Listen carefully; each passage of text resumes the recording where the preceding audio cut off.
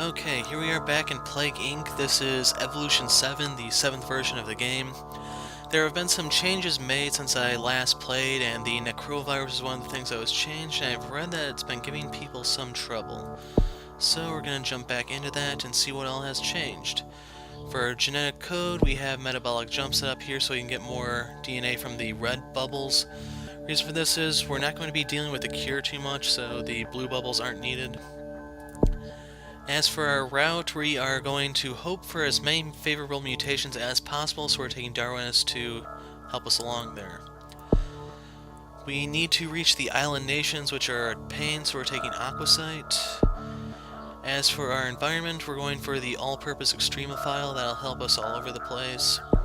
And our Necroa specific stuff is Cytopathic Boost. This makes it more likely for a corpse to become a zombie.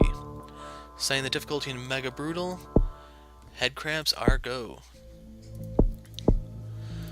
So, like usual, we start in Egypt. Necroa virus identified, doesn't really matter. We need a few points to pick up the zoonotic shift. And we have it there.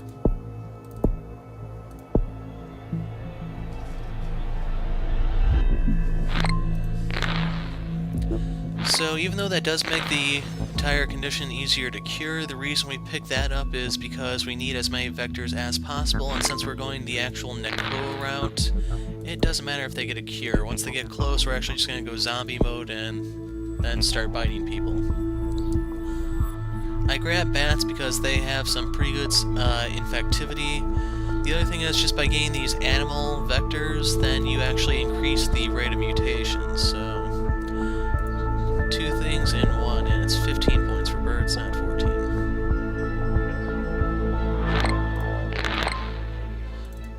Okay, we have birds now. We just need to save up a few points so that we can either get rats immediately or pick up antibiotic resistance. We picked up hypersalivation, that's good. The right side of the tree favors us more due to the increased infectivity. The left side will delay the cure so we have more time to play around, but the right side is better than the left.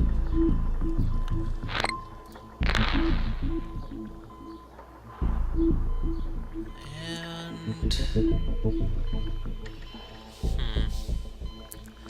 I guess I could pick up the increased mutation thing if we're not going to be reaching a wealthy country relatively soon.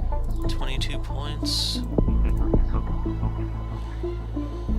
What I picked up, it gives you a chance of evolving something new every time you spread, and we just picked up Insomnia. That's the left side of the tree, so it doesn't help us spread, but it does give us more time to play.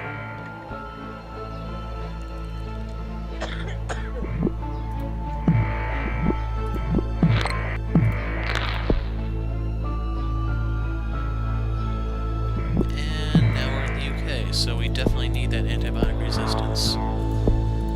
Next thing we need are rats to help us spread there. We're not going to be dealing with the temperature genes, so we have to spread through a different way, and we're going to be using rats for that.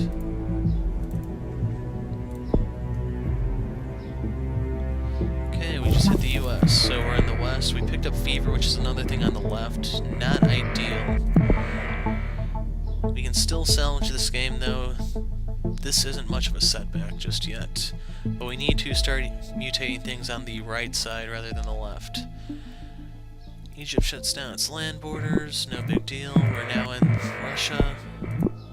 We're making our way through Asia, we're spreading along Africa. If we can hit South America relatively soon, we'll actually be making good time. Japan is helpful since that allows us to start working our way to the southeast of the map. Australia, New Guinea, New Zealand, things along those lines.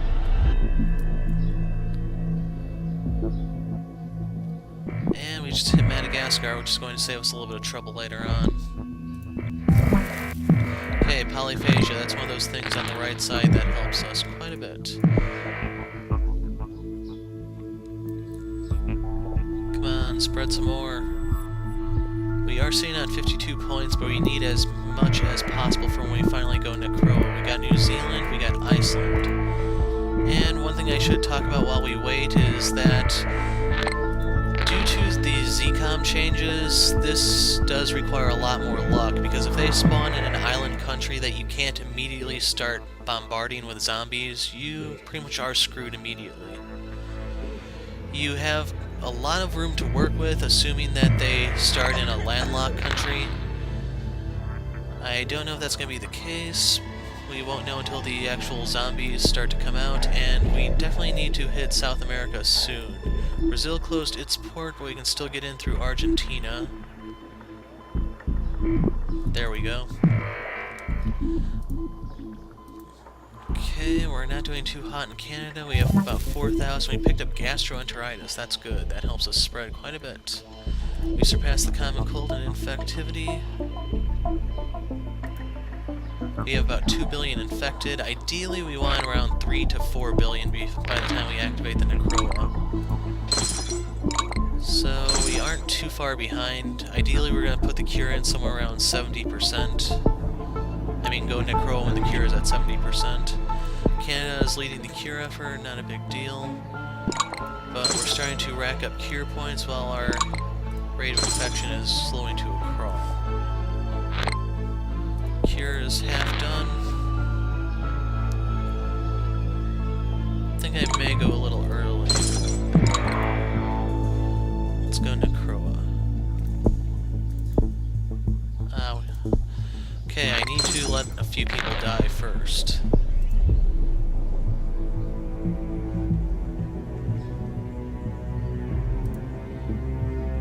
Going to pick up Necroa now.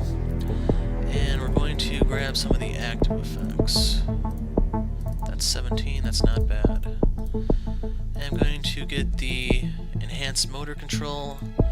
Peptide surge and the masticulation are also good things to get, but we just aren't that far along yet.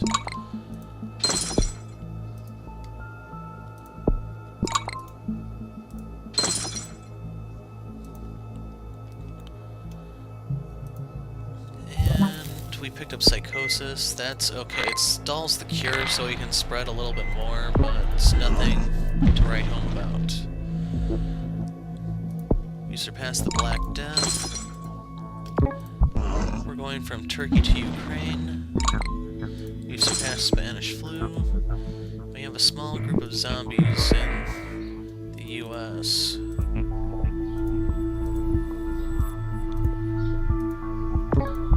West Africa, we're going to hit the Caribbean. From Madagascar, we're going to go to Australia. The cure is complete, so our carriers will potentially be cured, and we just actually have to start spreading via zombie wave.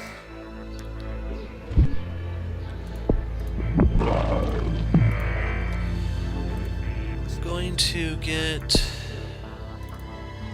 the tension thing so that we can bite through tough materials if needed. And I'm sending this one into Iceland. How are we in the UK? We could be better.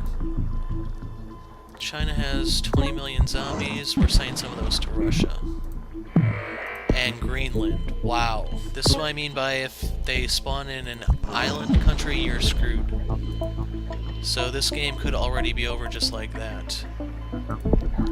And they immediately get their first power spike. Definitely not good.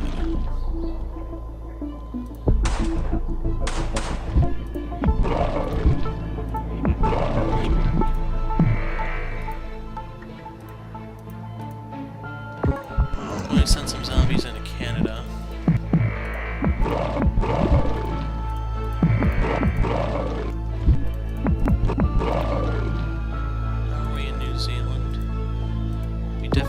Some to New Guinea.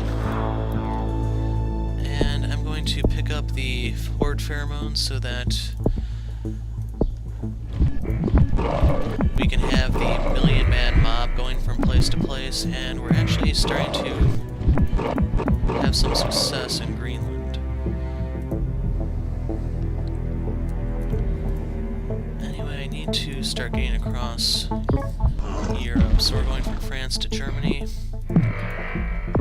And from Germany into Norway. Afghanistan went nuclear.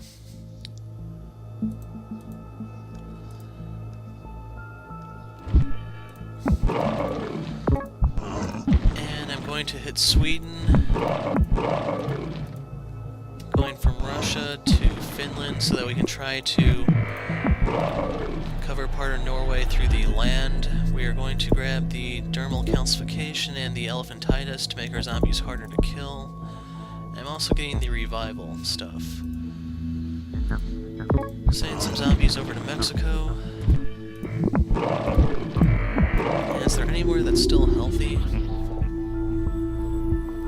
Yes, there is a couple. The Philippines is one, which we're sending from China. Italy is the other one, and we'll send some from our Turkey won't reach. Spain should.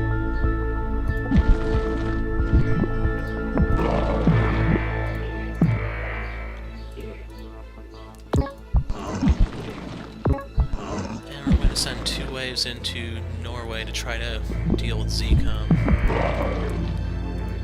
And it looks like that may actually be enough. We're having a little bit of success there.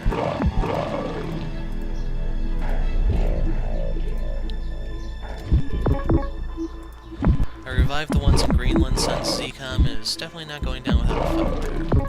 I'm also going to send some from Canada over there. Central America is doing pretty well, all things considered. Zombie breach in Norway, so that's pretty much it for ZCOM there. And ZCOM just fell in Greenland.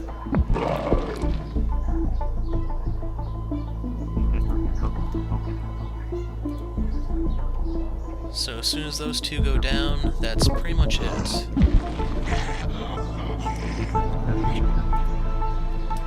I'm going to send some from Germany to Poland, and I'm going to send some from Russia to the Baltic states so we can wrap this up more quickly.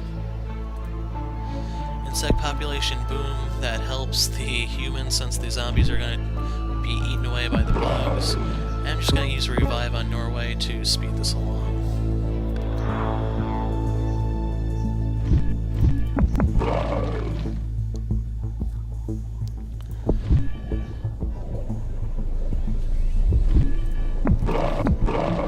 Two more governments have fallen. Now all that's left are Canada and Norway.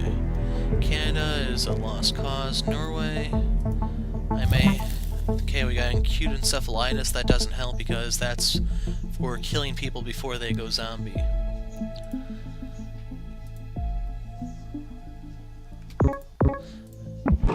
I'm gonna respawn another 900,000 in Norway to speed that up. So all that's left of the world population is in Norway.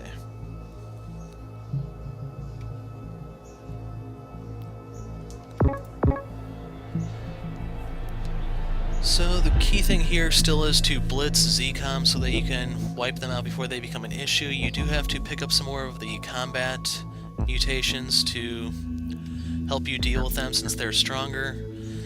And we got really lucky that we were able to hit them in Greenland, since that's usually one of the harder places to siege due to it being an island. So we have a new victory screen with this evolution. Headcrabs and zombies have consumed humanity. There is nothing left. Not even crowbars. And that was 4 biohazards out of 5 from the look of things. I still don't know what metric they use to determine the scores, but 4 out of 5 isn't bad, I guess. So one of the things I can talk about before I wrap up this video is that some scenarios have been released. I took a look at some of them and I wasn't really impressed. Some of them just switch around like climates. Certain countries are rich, certain ones are poor, you have a random start location, things along those lines. The ones where you actually have like a predetermined virus such as Nipah or the Black Death are sort of interesting, but so far I'm not too satisfied by the scenarios. We're still waiting on the multiplayer, and I plan on returning to the game once we finally reach that part. I don't know if it's going to be PvP, where one person's trying to cure while the other one infects, or if it's teamwork, or if it's even dueling diseases or something along those lines with a higher body count winning. but we'll find out in time. Anyway, you got to see how it changed. The fundamentals are still there. Blitz, Zcom, Wind. If they're on an island, you have a bit of trouble, but all in all, I don't really think too much has changed. Anyway, I'm the Hero of Light. Thanks for watching.